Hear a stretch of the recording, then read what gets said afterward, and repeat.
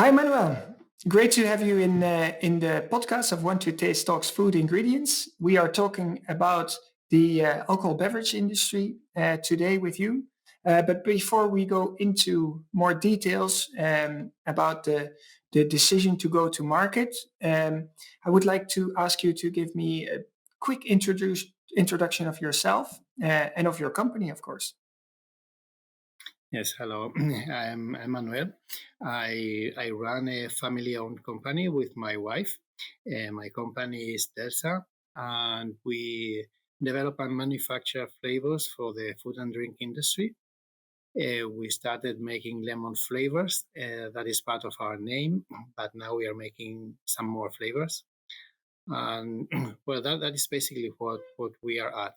Development, a lot of development, and then manufacturing of flavors. Wow. And where are you exactly? We are based in Spain, in south of Spain, in Seville. Okay, beautiful Spain. A very nice city. And you have great weather, I heard. Yeah. So Great weather. The oranges are blossoming. Very super. nice. Well, let's dive into it. So we're going to talk a little bit more about the decision go to market. And what are important things in your perspective when a company, when one of your customers takes a decision to go to market? What are your thoughts around building up stocks, etc.? Can you share your insights? Yeah, well, basically, we try to work hand in hand with. We prefer with the R&D department, and we try to keep in close contacts with their needs. So basically, we present several prototypes, and well, what we expect is that eventually they will choose one of them. We don't stick to one sample. We try to make their choice a little bit broader so that they can have more choices. So basically, we are committed to serving in 1 week time. So this puts a lot of pressure on stocks. So we are building big stocks, and that is an issue. And I up to now, even if it is an investment and it is a big investment, I think it's paying off because lead time we have discovered that for our client base is important. I think that I very frequently mention that for the online business, lead times in the B2B is still a big challenge, and because the industry by itself, the ingredients industry, is used to have very long lead times, right? So that's interesting that you decided to build up your stocks, right? And to be able to deliver on I think a week is very acceptable in terms of lead time. But what is it that made you decide to take this route? And if you would look at your customers, what would you advise them? Would you advise them to do the same, or what would be your advice? Well, precisely, we are doing this, and the selling point that we are trying to put forward is that if we keep the stock, then our clients will not have to do the same. So, on the one hand, it's very rewarding to receive your products very quickly, and that is an issue. And the other issue is that if you look at the needs to stock flavors, they are reduced, and if the lead times are short, they can have a bigger variety of flavors. So we are kind of working in that line. Okay. Okay. And do you see, if you look at the activities inside Delsa, do you see certain peaks in development periods? Yeah, of course there are. There are. If we are talking about the alcohol drinks industries, well, there is a peak of sales at the end of the year, and that pushes back, of course, development, production, preparing the launching. So we find ourselves starting at the beginning of the year with new projects that will start, that will be in the market at the end of the years. So you would say that from start to end, your experience is that it's about 10 to 12 months period?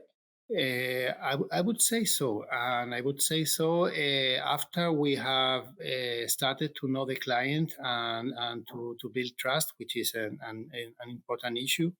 And after we've tried to work together, then when we decide to work on a project, I should say that yes, it takes around 1 year.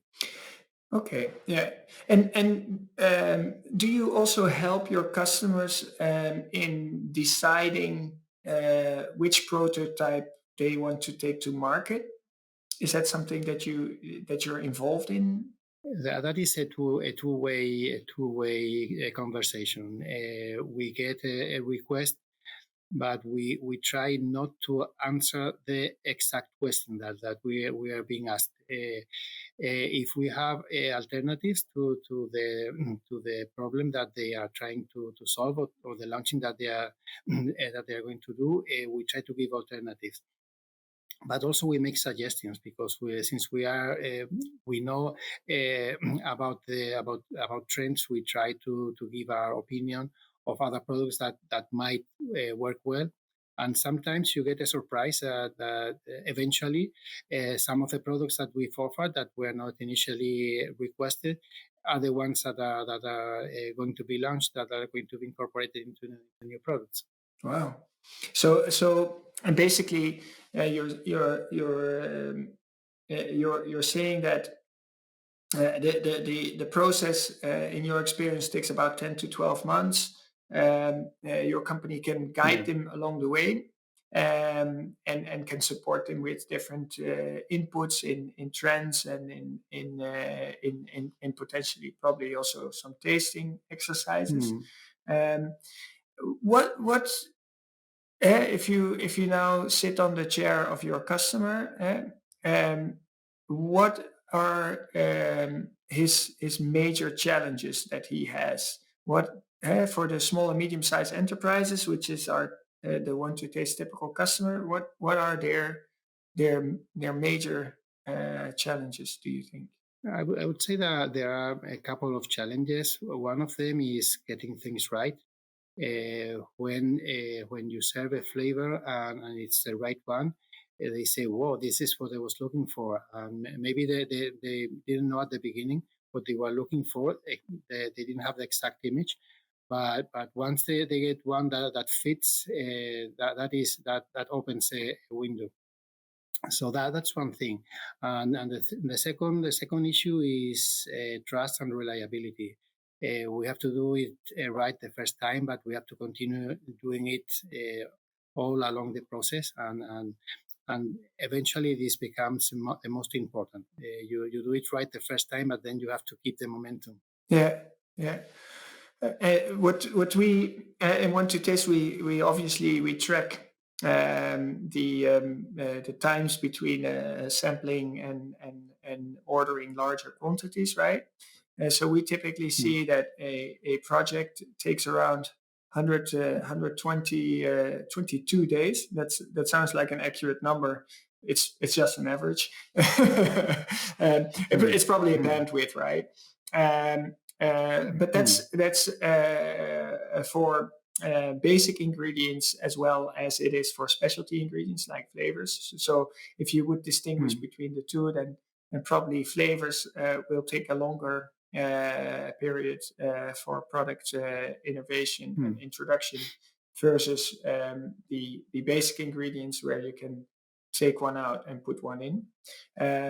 But it's interesting to hear that from your end is that important when you take a product to market to do it right the first time.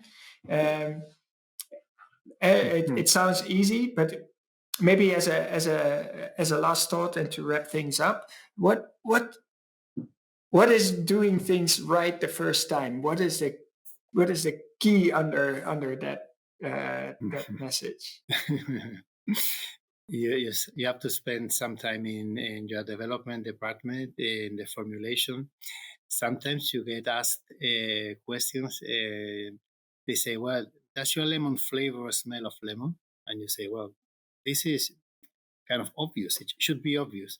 But then you go back to your lemon and you smell it and say, "Well, does it really smell of lemon? Of lemon?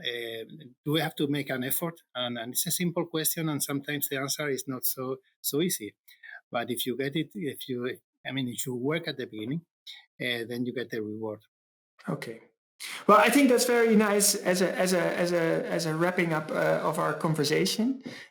Manuel, thank you very much for taking the time and talk with Want to Taste and with me today.